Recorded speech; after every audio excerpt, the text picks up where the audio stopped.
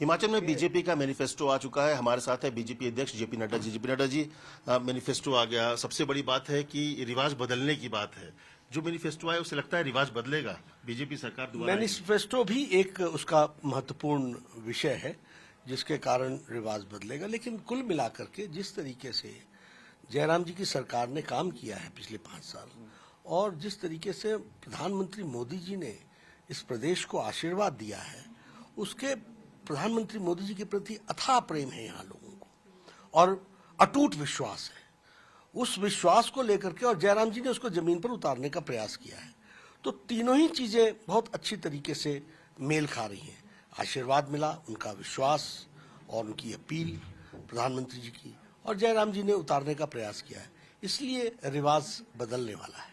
UCC की बात पहले ही कैबिनेट में हो गया है तो उसको आप लोगों ने पहले रखा, लेकिन वक्फ बोर्ड की बात हो रही है। क्या यहाँ वक्फ बोर्ड की प्रॉपर्टी है? इसको उसकी खास वजह क्या है? यहाँ कुछ प्रॉपर्टीज हैं और कई कई चीजें ध्यान में आई हैं, तो उसके लिए उसका एक आंकलन हो जाए और उस दृष्टि से फिर आगे देखा जाए कि क्या करना है।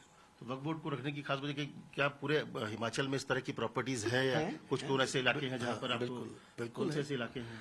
अब नहीं, वो कमेटी तय करेगी, लेकिन मुझे कई जगहों पर दिखता है कि वो हैं प्रॉपर्टीज। अब मेरे नज़र में 10 होंगी, लेकिन शायद निकलनी हो तो 100 निकल जाएंगी, तो इसलिए वो कमेटी तय करेगी।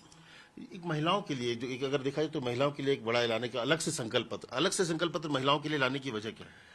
फोकस महिलाओं पर किया गया है। उसका कारण है कि महिला यहाँ एक दृष्टि से देखा जाए तो जनसंख्या का आधा भाग तो सब जगह होता ही है और उनका सशक्तिकरण होना आवश्यक है, इसलिए उनका फोकस पर करना काम जरूरी है। हम किसानों के लिए भी कर रहे हैं, हम युवाओं के लिए भी कर रहे हैं, हम दलितों के लिए भी कर रहे हैं, हम पिछड़ों के लिए भी कर रहे हैं, हम गांव गरीब के लिए भी कर रहे हैं।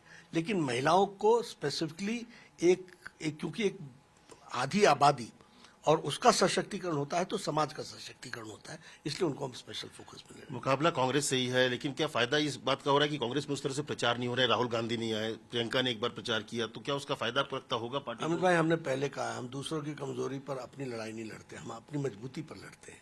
और इसलिए भारतीय जनता पार्टी हमेशा लोगों से ये बोलती है कि भारतीय जनता पार्टी ने अच्छा काम किया है। उनके जो गलत काम है वो मैं एक्सपोज जरूर करता हूँ, लेकिन उसके आधार पर मुझे चुन लो ऐसा नहीं। हम 5 साल हमने काम किया है, हम आगे ये काम करेंगे, हमें वोट दीजिए। नाराजगी भी थोड़ी है क्योंकि बहुत सारे जो बागी उम्मीदवार लड़ रहे हैं। बड़े पार्टी में जिस तरीके का परिवार में लोग एक साथ नहीं आ पाते, तो ये चला रहता है, लेकिन मान मनोबल भी चला रहता है। आज नहीं तो कल मान जाते हैं। आप अध्यक्ष हैं और सबसे बड़ी बात की हिमाचल तो पूरा देख रहे हैं, गुजरात भी देख रहे हैं। आम आदमी पार्टी यहाँ कहीं चुनाव नहीं लड़ी थी, लेकिन वहाँ गुजरात में परेशान कर रही है आम आदमी पार्टी। बिल्कुल नहीं, हमको कोई कहीं परेशान करते ही नहीं है।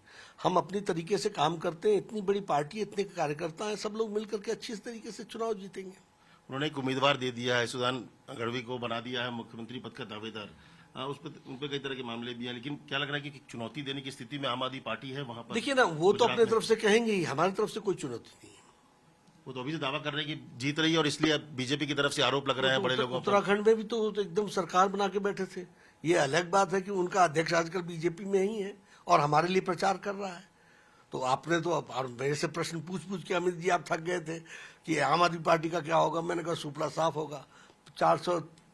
350 सीटें उत्तर प्रदेश में लड़ी, 349 पर जमानत जब्त कराई, और उत्तराखंड में 69 पर लड़ी और 65 पर जमानत जब्त कराई। गोवा में 39 पर लड़ी, 35 पर जमानत जब्त कराई।